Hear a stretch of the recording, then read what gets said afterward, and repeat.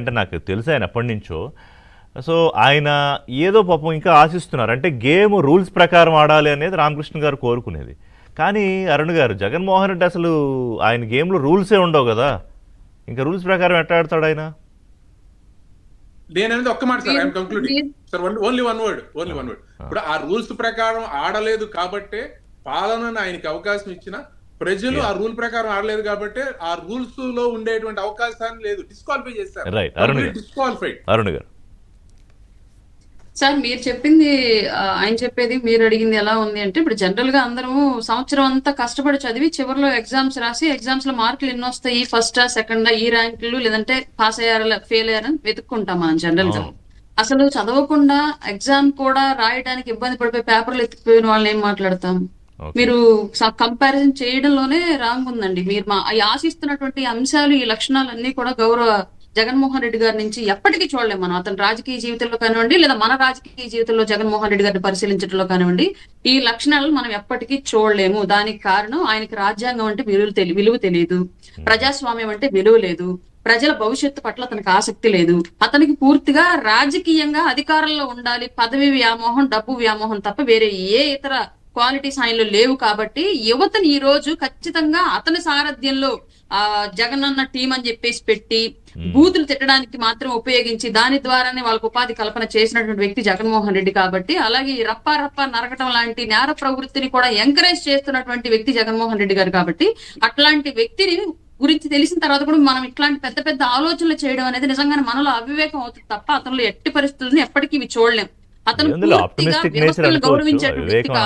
Optimistic nature తప్పే ఉంది. కానీ ఇప్పుడు ఏంటి, ఆయన ఇచ్చిన ప్రోగ్రామ్స్కి ఇచ్చిన పిలుపు, ఏదో పుస్తకాలు కూడా వేసాడు, వాళ్ళకి అలవాటు కదా, అప్పుడు పుస్తకాలు వేశారు. సరే వాటిని పట్టించుకోరు జనాలు, పక్కన పెడితే మళ్ళీ ఆ పుస్తకాలు పట్టుకుని బయటికి రాబోతున్నారు. అవును సార్, గతంలో కూడా చంద్రబాబు నాయుడు గారి మీద ఎన్ని వేల కోట్ల అవినీతి అని ఒక పుస్తకం వేశారు. వాళ్ళు 5 ఏళ్ళు అధికారంలో ఉన్నప్పుడు మరి ఎంతవరకు పట్టుకున్నారో చంద్రబాబు నాయుడు గారి దగ్గర నుంచి ఆ అవినీతి ఆస్తులను మాకు ఇప్పటి వరకు తెలియదు. అలాగే గొడ్డలతో చంద్రబాబు నాయుడు గారి చేతుల్లో పెట్టి సాక్షి పేపర్ లో వివేకానంద రెడ్డి గారి మర్డర్ కు సంబంధించినట్టు అచ్చులు వేశారు. తర్వాత గత 5 ఏళ్ల పాటు ఎవరిని అరెస్టులు చేశారో, వివేకానంద రెడ్డి గారి కేసు ఏమైందో, ఇప్పటి వరకు ఆయన కూతురు ఇప్పుడు కేంద్రం చుట్టూ, సుప్రీంకోర్టు చుట్టూ, కోర్టుల చుట్టూ ఎందుకు తిరుగుతుందో, రాష్ట్ర ప్రజలు ఎందుకు రిక్వెస్ట్ చేసుకుంటుందో మనకి తెలియదు. సో ఇప్పుడు ఈ పుస్తకం కూడా ఎంతవరకు వాస్తవాలు, రాబోయే రోజుల్లో దాన్ని ఎలా ప్రజలు విశ్వసిస్తారనేది రాబోయే రోజుల్లో మనం చూడాల్సి. అంటే మీరు ఏదో హామీలు ఇచ్చేశారు, సూపర్ 6లని, సూపర్ 7లని పచ్చి దగా చేశారు, మోసం చేశారు ప్రజలని.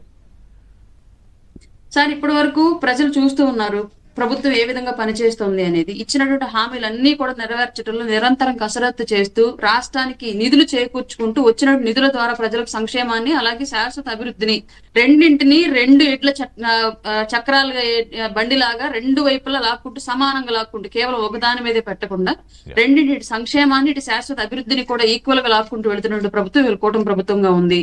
ఇది ప్రజలు చూస్తున్నారు. జగన్మోహన్ రెడ్డి గారు ఆయన సొంత పేపర్ల ద్వారా, ఆయన ఛానల్ ద్వారా చెప్పినంత మాత్రం నమ్మేటువంటి పరిస్థితి ఇప్పుడు లేదు. గతంలో ఉండిందేమో గానీ ఆయన యొక్క విశ్వరూపం, నిజస్వరూపం ఏంటో తెలియక ముందు. బట్ లాస్ట్ 5 years ఆయన ప్రభుత్వంలో ఉన్నప్పుడు ఆయన విశ్వరూపాన్ని, నిజస్వరూపాన్ని ప్రజలు దగ్గరగా చూశారు. కాబట్టి ఇవాళ ఆయన ఏమి చెప్పినా సరే ప్రజలు తమ సొంత విశ్లేషణ చేసుకుంటారు. ఇటు కూటమి ప్రభుత్వం ఏం చేస్తోంది, అటు జగన్మోహన్ రెడ్డి ఏం చెప్తున్నాడు అనేది. నాగార్జున గారు, అంటే వీళ్ళకి చెప్పే విషయాన్ని కన్విన్సింగ్ గా చెప్పడం కూడా చేత కావట్లేదు.